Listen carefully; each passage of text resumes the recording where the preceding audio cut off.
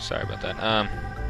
My mic kind of cut out there for a little bit, so I'm back to where we I think left off here.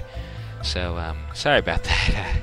You know, technical difficulties. You know, not something that you would really want often, but it does occasionally happen. But I think should be good now. I really do hope so. But let's get back to business. If you're so worried, why don't you just explain everything to her, simply and rationally? Gyung-soo asked me. My response was obvious. She's a woman. We're not particularly rational, he said. You know what I mean. I could hardly do it, but coming from a woman, perhaps she will understand that it's all for her own good? Maybe, I said, doubting it. But I tried anyway. She took her time arriving after I summoned her to my room. Can we speak? I asked her, trying to keep my voice calm. She glared, then snapped, Fine. I asked her to sit down, but she refused. Look, I said, trying to speak to her as an equal. I still didn't think my husband was right, but it was worth trying. I've been told you'd rather be called Heyune. Is that right? She said. Yes, bitterly. She said yes, bitterly, not giving me much to go off. That's a very pretty name, I said. Thanks, she said, but her voice was still unfriendly. My parents gave it to me, I said. You must miss them very much. She nodded. I don't understand, Heyune. Were you so difficult with them too? No, she said. They were nice. They actually cared for me. They're nothing like you people. I sighed. I care about you, Heyune. You're a part of the family. You're a Kim. Your parents are our ancestors. And I know they'd think it's very important that we raise you right. If you want to be a bad daughter and treat us with any respect, well, you wouldn't be the first. Do you really think an old woman like me really cares that much about your opinion of me? I thought maybe I'd try appealing to her selfishness. Her marriage is important to the family, but clearly she doesn't care about fidelity. It's you I'm worried about. Do you think any husband is really going to put up with the way you are, even for a second? She kept glaring at me. That's all you keep talking about. Marriage, marriage, marriage. I'm 14. I'm 14 frickin' years old. What is frickin' wrong with you? Why does everyone have to be some man? Why do I have to marry somebody that you picked? She screamed at me.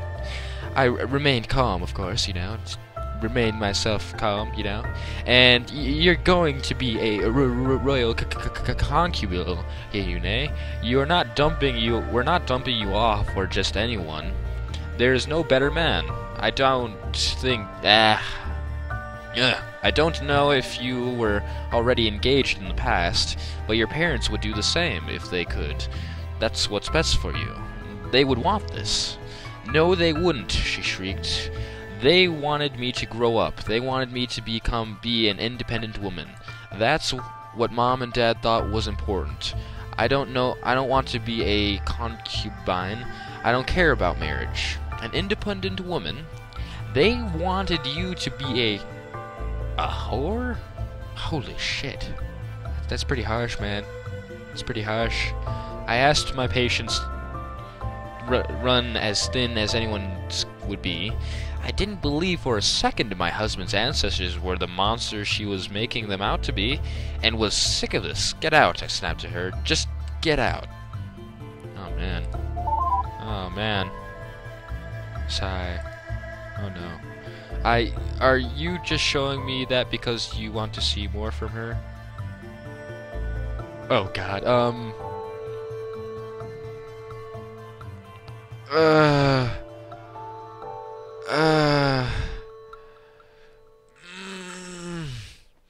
I don't know. I don't know. I don't know. I don't know.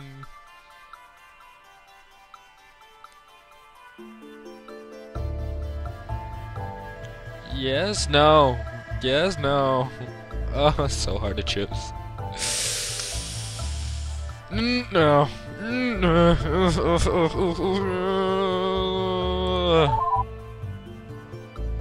Yeah, I didn't think so.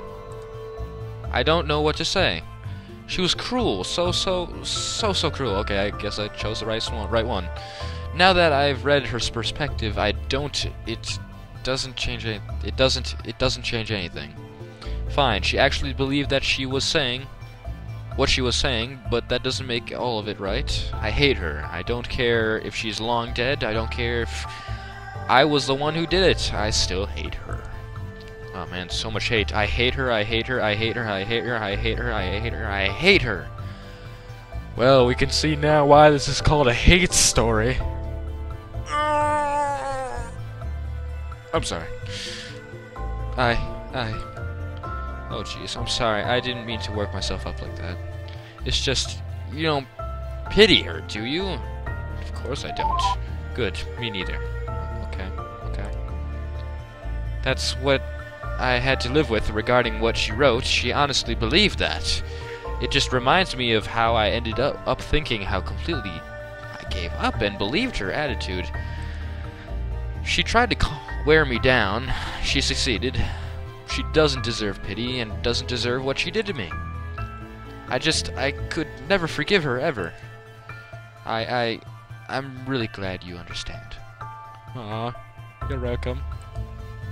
Sorry, I've calmed down now. It's just hard to think about, even now. I really do hate her. Yes, we could see why. It's called a hate story, man. It's called a hate story, you know.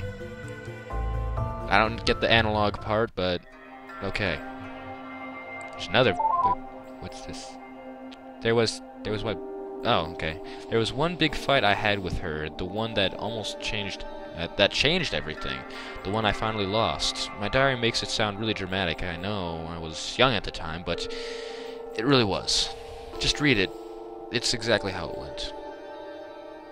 Okay, I guess we got more logs to go through.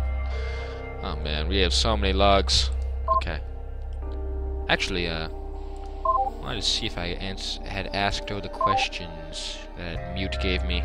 Yes, Mute questions. Mute questions. Did we ask her? What about you? 9. Why did you kill those people? Yeah, we asked that. I remember the answer. Oh god, I remember the answer. Anyway, let's go back to 7. And let's go to my last stand by the pale bride. Dear diary, everything managed to spiral out of control so quickly today. I wasn't planning on it happening this way, but here's the point where I make my stand, I guess. It sounds dramatic, but I won't just let them marry me off to some stranger. I won't.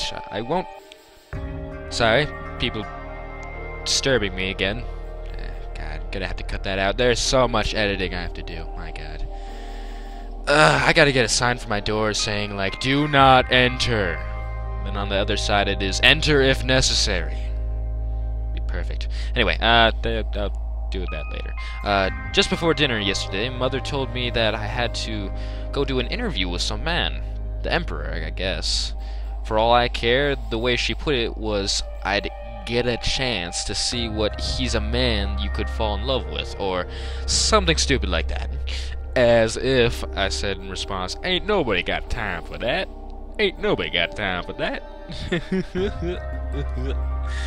I spent the rest of the evening thinking about what I could possibly do to make it clear I wouldn't let them do this.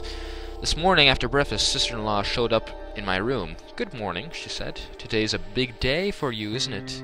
Mother-in-law wanted me to help you get dressed and all made up.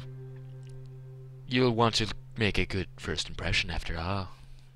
I glared at her and summoned up all my courage. No. I said. What? She asked. No, I'm not going. She left. And Mother herself came in. Was it. I told myself this was the big moment. I'm not going, I said. Before she could say anything, I'm not going to get dressed up, I'm not going to meet him, and I'm definitely not going to get married, I shouted.